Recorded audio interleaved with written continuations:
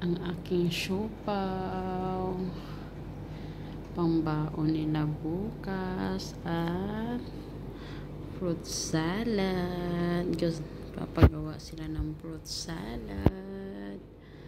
At ang aking sauce ng siopaw. may laman. Nag-inay kasi yung palaman sa siopaw. Doon ko na rin ginawa yung sauce.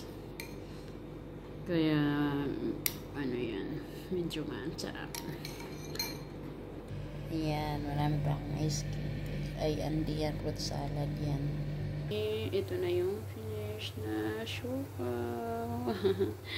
Hindi ko pa siya ma-perfect ngayon, pero nanipisan yung ang daming laman kasi nilagay. Ang dami kasing palaman yan. Siniksik ko yung laman. Sunod ma-perfect ko na yan.